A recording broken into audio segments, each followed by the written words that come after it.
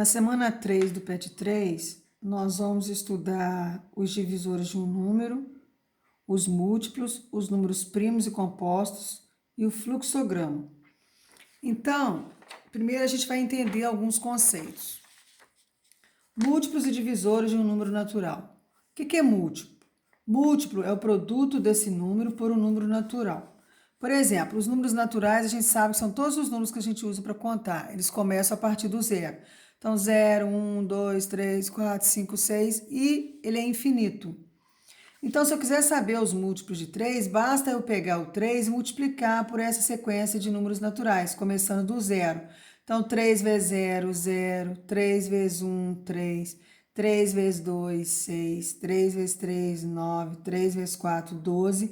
E assim como os números naturais, os múltiplos também são infinitos. Se eu quiser saber os múltiplos de 6, então eu faço a tabuada do 6. 6 vezes 0, 0. 6 vezes 1, 6. 6 vezes 2, 12.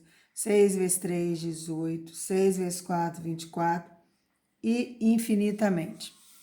Agora, um número, ele é divisor de outro quando o resto da divisão for igual a zero. Por exemplo, eu quero saber os divisores de 8. Eu vou começar do 1, eu não posso começar do 0. Por quê? Nenhum número é divisível por zero. Não existe essa conta. Não tem como eu dividir um número por zero. Tem como eu dividir o zero por qualquer número, mas um número qualquer por zero não existe essa conta. Então, eu vou começar do 1. Então, eu posso dividir o 8 por 1, que vai dar 8. Eu posso dividir o 8 por 2, que vai dar 4. Eu posso dividir o 8 por 4, que vai dar 2. E eu posso dividir o 8 por 8, que vai dar 1. Então, os divisores de 8 são 1, 2, 4 e 8. Se eu quiser saber os divisores de 12. Então, 12 dá para dividir por 1, que vai dar 12.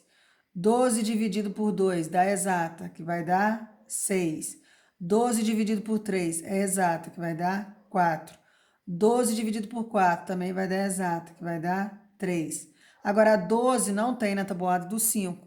O 12 tem na tabuada do 6, que vai dar 2. E o 12 não pode dividir por 7, que vai sobrar resto. Por 8 também sobra resto. 9 não dá, 10 não dá, 11 não dá e vai ser por ele mesmo, que vai dar 1. Observe que os resultados da conta que eu encontrei aqui em cima são esses números aqui, ó, escritos de trás para frente. Então, os divisores de 12 são 1, 2, 3, 4, 6, 12. Agora, o que é um número primo e um número composto? Número primo é aquele número que só pode ter dois divisores, que é o 1 e o próprio número. Então, por exemplo, quais são os divisores de 2? Só dá para dividir o 2 por 1 e por 2. Então, ele tem dois divisores. Se ele tem dois divisores, ele é chamado de número primo. Quais são os divisores de 3? 1 e 3. Como ele só tem dois divisores, ele é um número primo. Quais são os divisores de 5? 1 e 5. Como ele só tem dois divisores, que é o 1 e ele mesmo, então ele é um número primo. O mesmo acontece com os divisores de 7, que vai ser 1 e 7, e os divisores de 11, que vai ser 1 e 11. Então, quando eu só tenho dois divisores, que é o 1 e o próprio número, esse número é primo. Agora, compostos, quando tem mais de dois divisores. Por exemplo, quais são os divisores de 4? Eu posso dividir o 4 por 1, por 2 e por 4. Observem que ele tem três divisores. Se ele tem três divisores, ele não é um número primo, ele é chamado de número composto. Divisores de 9, dá para dividir o 9 por 1, por 3 e por 9. Ele tem também três divisores, então ele é um número composto. Divisores de 10, 1, 2 e 5. Como ele tem três divisores, ele é um número composto. Quais são os múltiplos de 12? Eu posso dividir o 12 por 1, por 2, por 3, por 4, por 6 e por 12, que todas essas contas vão dar exata. Então, eu tenho 1, 2, 3, 4, 5, 6. Eu tenho seis divisores. Passou de dois divisores, o número é chamado de número composto. Então, na atividade 1 da página 23, está pedindo para vocês escreverem os divisores dos números abaixo. Então, 1 dá para dividir por quanto? O 2, o 3, o 4, o 5, o 6. E vai fazer assim com todos os outros. Já na página 24, a atividade 2 está pedindo para vocês observarem, né, os divisores que vocês escreveram lá na atividade anterior e vão responder aqui umas questões. Letra A. Quais desses números têm apenas 2 divisores? Então, vocês vão colocar aqui na frente. Quais tiveram mais de 2 divisores? Colocar aqui também. E quantos divisores naturais tem o número 1? Então, tudo está olhando a atividade anterior, que é a atividade 1, para responder a 2. Depois colocou aqui, sistematizando os conceitos. Um número natural que possui apenas 2 divisores diferentes, que é o 1 e ele próprio, é chamado de número primo, que é o conceito que eu expliquei lá atrás. E os números naturais que possuem mais de 2 divisores são chamados de números compostos. Atividade 3. De acordo com as informações sobre números primos e números compostos, o que você pode concluir em relação ao número 1? Vocês acham que o número 1 é um número primo? Como o número primo só pode ser divisível por 1 e por ele mesmo, então o número 1 não é um número primo, porque ele só pode dividir por ele só tem um divisor. Para ser primo tem que ter 2 divisores. Então você vai escrever a sua conclusão aqui. Atividade 4. Existe algum número natural que é primo e par ao mesmo tempo? Se existe, qual é esse número? Então vocês vão observar os números primos, qual é o menor número primo, tá? E ver se ele é par ou se ele é ímpar. Se ele é par e é primo ao mesmo tempo, quem vai ser esse número? Atividade 5. É correto afirmar que todo número ímpar é primo? Vocês acham que todo número ímpar é primo? Não. Por que que não é? Se eu pedir aqui, ó, os divisores de 15, 15 é um número primo. O 15 eu posso dividir por 1, que vai dar exata. Por 2 não, porque ele é ímpar. Por 3. O 15 tem na tabuada do 5 e tem na tabuada do 15. Ele tem 4 divisores. Ele não é um número primo, ele é um número composto. Então, nem todo número ímpar vai ser um número primo. Sistematizando os conceitos. Para verificar se um número é divisível por outro, podemos calcular a divisão entre eles, o maior dividido pelo menor. Se a divisão for exata, concluímos que o maior é divisível pelo menor. Em alguns casos, podemos verificar se um número natural é divisível por outro número também natural, sem efetuar a divisão, que é a matéria que a gente aprendeu na semana 2, são os critérios de divisibilidade. Então, por exemplo, um número para ser divisível por 2, basta ele ser par. Para ele ser divisível por 3, eu vou somar os algarismos para ver se o resultado tem na tabuada do 3. Para ele ser por 5, tem que terminar em 0 e 5. Então, vocês vão olhar aqueles critérios de divisibilidade da semana 2 e vão responder aqui a questão 6.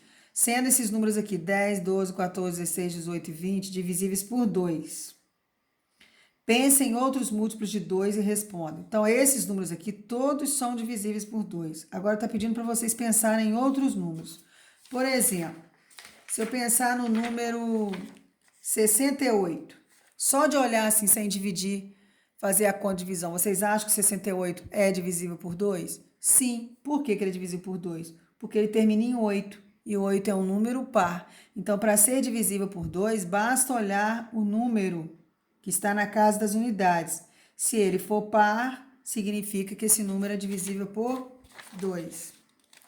Próxima atividade. 7. Mas será que esse tipo de regularidade na casa das unidades acontece para divisibilidade por outros números? Vocês acham que é só olhar o algarismo das unidades que ele vai ser divisível por 3, por 4, por 5? Número 8. Para o 5 eu sei que isso é válido. Agora quero que você mostre que consegue estabelecer um critério para descobrir os números que podem ser divisíveis por 5. Se a gente olhar na tabuada do 5, a gente fala, ó, 5 vezes 1, 5, 5 vezes 2, 10, 5 vezes 3, 15, 5 vezes 4, 20, 5 vezes 5, 25, 5 vezes 6, 30, 5 vezes 7, 35, 5 vezes 8, 40, 5 vezes 9, 45, 5 vezes 10, 50. A gente observa aqui, ó, que todos os números divisíveis por 5 terminam ou em 0 ou em 5. Então, vocês vão colocar esse critério aí. Agora, número 9. Eu analisei os múltiplos de 3 e não encontrei nenhuma regularidade na casa das unidades.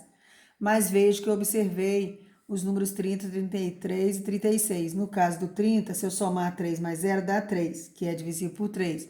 No caso do 33, se eu somar 3 mais 3, dá 6, que também é divisível por 3. No caso do 36, se eu somar 3 mais 6, dá 9, que também é divisível por 3. Será que posso concluir isso para todos os números que são divisíveis por 3? Ou seja, que a soma dos algarismos também será divisível por 7? Por 3? Então, o que você faz? Você inventa um número aí, de forma que ao somar os algarismos, então aqui ó, 1 mais 4, 5. Se eu colocar mais um 4 aqui, vai dar 9. 9 tem na tabuada do 3. Então o número 144 é divisível por 3. Porque ao somar os algarismos, eu encontrei um número divisível por 3. Agora, se eu escrever 375, 375, é divisível por 3? Sim, porque se eu somar o 3 mais 7 dá 10 e 10 mais 5 dá 15. 15 tem na tabuada do 3. Então, para ser divisível por 3, basta somar os algarismos.